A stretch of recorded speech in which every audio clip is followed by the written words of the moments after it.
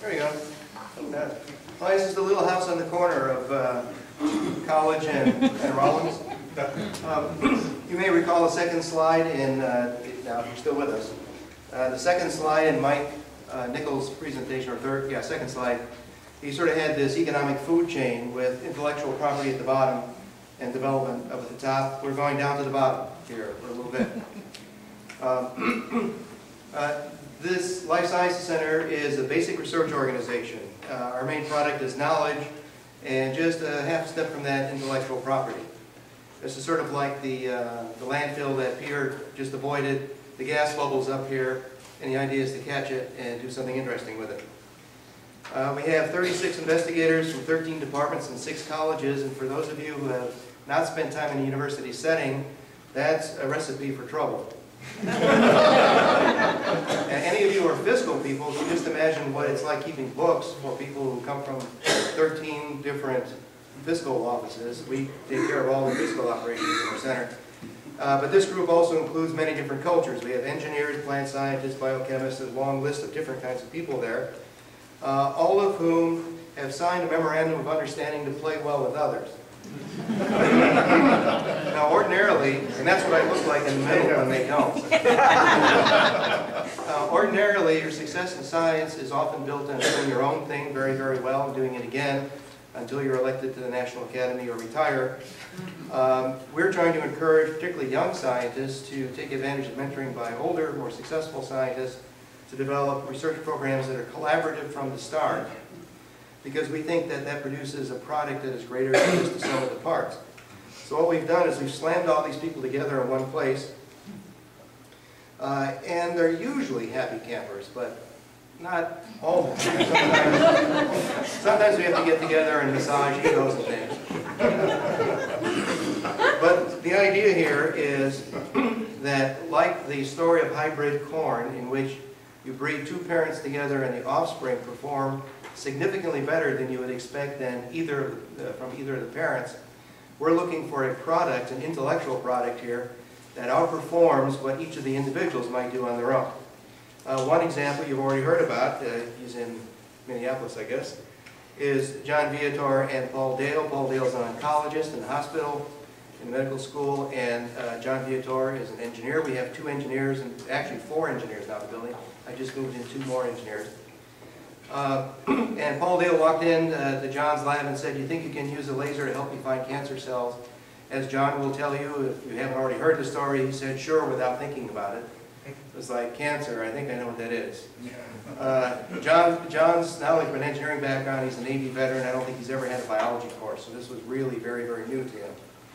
But what they've been able to do is come up with a way excuse me, of finding traveling melanoma cells in very, very small blood samples so that they can tell you whether removing that skin cancer was successful or not in preventing the spread of the cancer within a couple of weeks of the original surgery. Right now, what you have to do is wait several months, during all of which you're thinking you're likely to die, and that's possibly true, or wait a few more months for the next cancer to appear. So just the savings in terms of peace of mind here are amazing.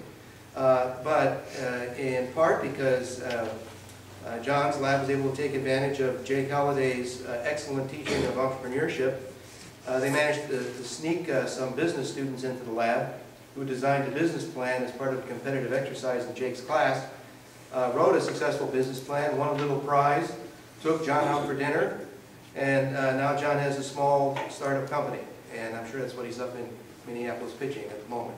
Okay. We anticipate that this instrument will be in clinical trials in the next couple of months, and John's looking forward to, I think, what is going to be a very profitable deployment of this instrument in medical centers all over the country.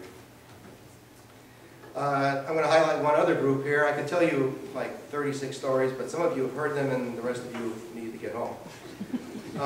We have a very, very strong virology group in the center, particularly those working with HIV. The guy in the weird blue light there, Mark Johnson, is one of these guys who's good with microscopes. He tracks viruses in and out of cells, tries to figure out how the virus gets into your cell, what it does there, how it gets out. Sometimes it's not so easy to find the viruses and follow them around, so he teams up with engineer Sherman Fan, who came to us from the 3M company and retains very tight connections with 3M, where he has, I think it's 12 patents.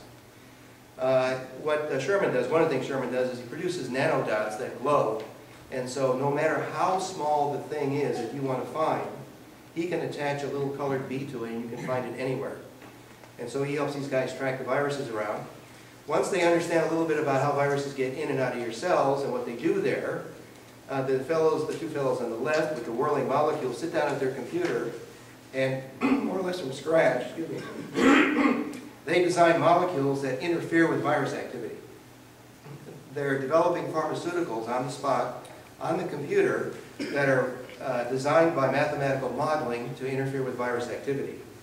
Those two guys are bringing lots of industry support in from Japan and Korea at the moment. We're hoping to move some of those operations over here eventually. And what I'm really doing is trying to get these guys to get in on the ground floor and design their own molecules from scratch. Right now, they're sort of the world leaders in making your pharmaceuticals work better. What we'd like them to do is make their pharmaceuticals and let somebody else make them better. But this group has been successful to the tune of about $9 million in NIH funding at the moment, which is really successful for such a small group. We have one of the world's great plant biology groups on the MU campus, about half of whom are in our center. And something we pointed out to the virus guys as they're designing these drugs is that you can use bacteria or some other chemical process to produce some of these pharmaceuticals. But right here in Missouri, we're living in the middle of a giant pharmaceutical or chemical plant. All the plants you see growing outside can be engineered or bred without engineering to produce molecules of the type that these folks are interested in producing as pharmaceuticals. And something for everybody to keep in mind as we move development forward in this part of Missouri is that our agricultural and natural heritage here is also an important source of resources that you want to take into account. Maybe not used in the way that you've been thinking, but maybe as powder to make the carbon that Peter just described to allow you to get more gas in the tank, literally, or as factories for producing agents that you really want to make outside of the factory.